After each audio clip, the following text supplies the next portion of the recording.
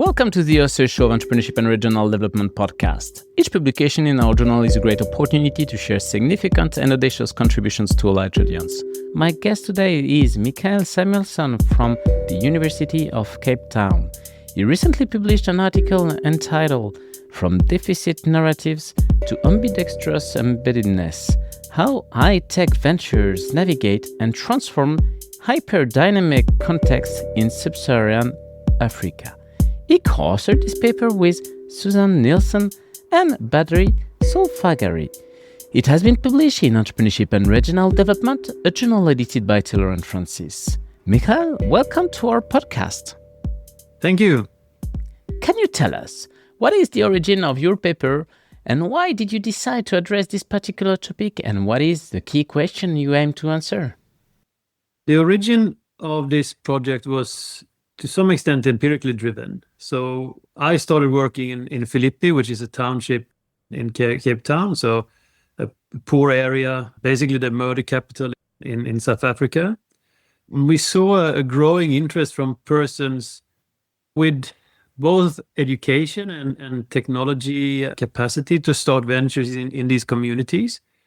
But they also struggled to do that because they were coming from the outside and they didn't really understand the context, although they were from South Africa, most of them, and there was just too much variation in the context.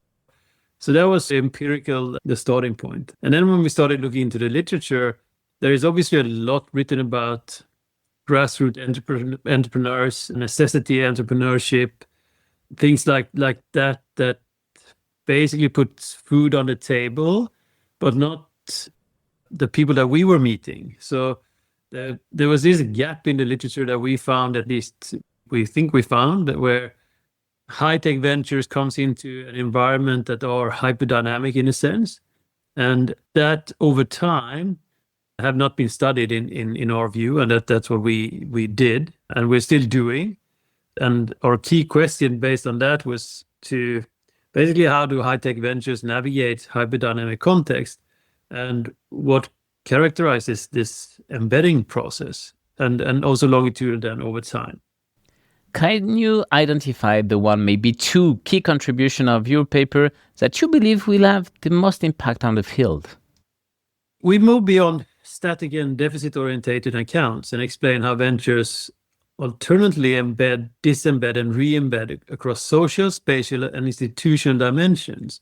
And that's a much more dynamic approach that we think at least would be more both practically useful and theoretically sound, because it involves both change, context, and persons. Second, we show that the fundamental role of digital technologies and how they simultaneously deepen local embeddedness while enabling detachment and recombination.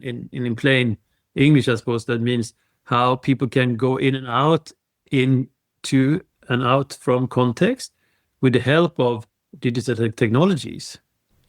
What was for you the main theoretical or maybe methodological challenge or challenges in addressing such questions, and how did you navigate it?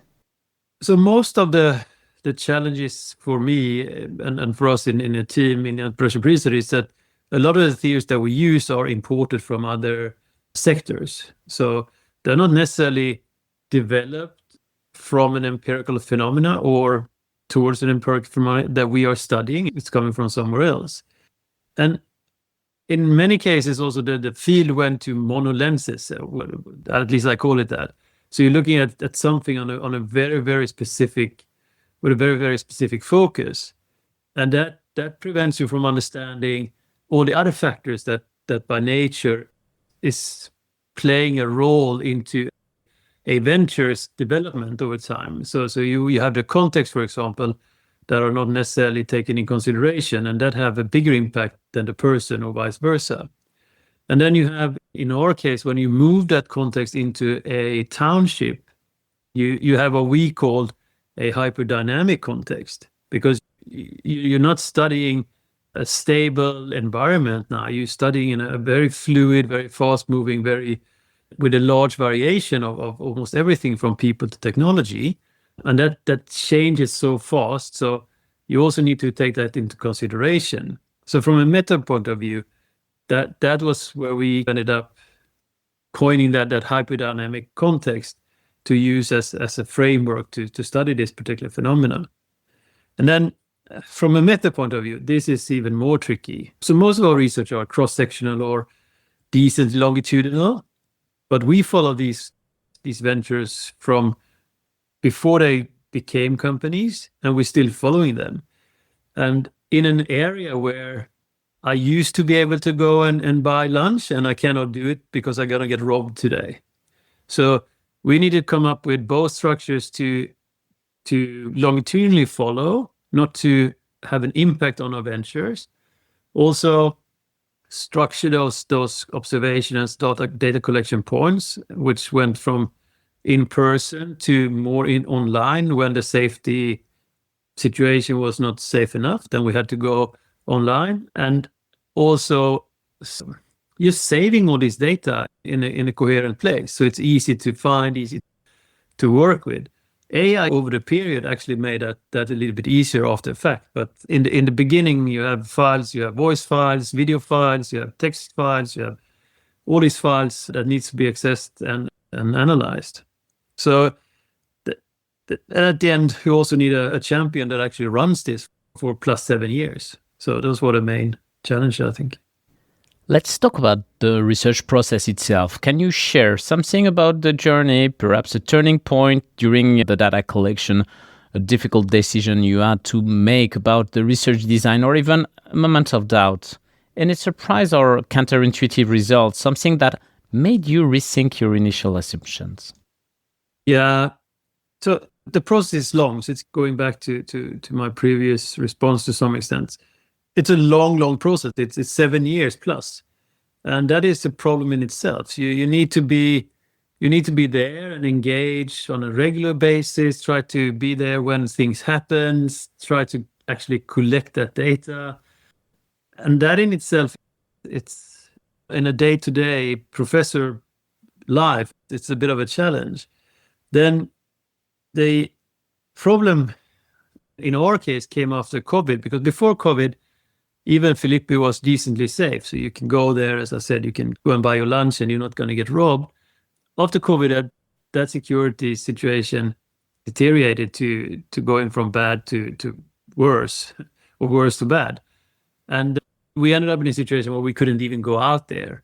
And then you had to do transfer to an online version, and that obviously became slightly different because you didn't get the flavor, the observations around what people were doing on the streets.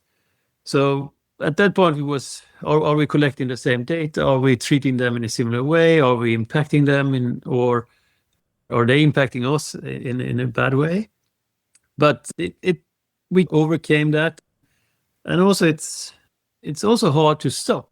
When you have a system going, when you can see that people are developing, that you can see this interesting thing happening, you start to the process, even if it's challenging. So you follow them, you get to know them, they get to know you, which is a problem from a research point of view. We don't know how much we actually have an impact on them. They obviously have an impact on us, but we want to have this objective relationship. But over time, it's actually impossible to have. So we try to have a method approach where we at least treat that as a potential bias, but we are still people. If you could go back to the beginning of this project, knowing what you know now, what would you do differently, and what advice would you give to other scholars embarking on similar research? That is a good question. Based on what I know now and we know now, that you could have done it much more rigorously from the beginning. You could have started with a theoretical lens where you just kept yourself within that area.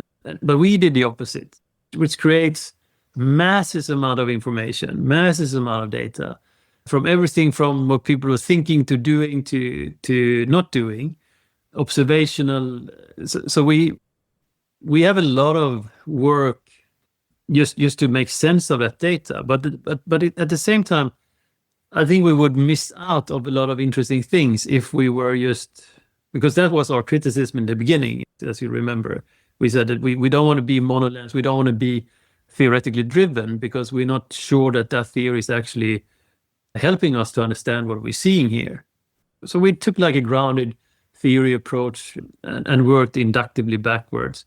But I think after the fact, it might be more easier to have a more deductive approach. The longitudinal part also, it needs a champion. Somebody actually needs to champion that process, both in terms of funding, resources. And in this case, I was lucky to be institutionally funded and also had access to this place in Philippi where we could go, where we can meet people. So structurally and institutionally and also champion-wise, you need to have those three components. Otherwise, it's impossible to build a longitudinal research project like this. And also, it's also we have people from here, from KTH in Sweden, so it's also a bilateral research project where you need to keep people happy, funded, coming out, traveling, and all of that.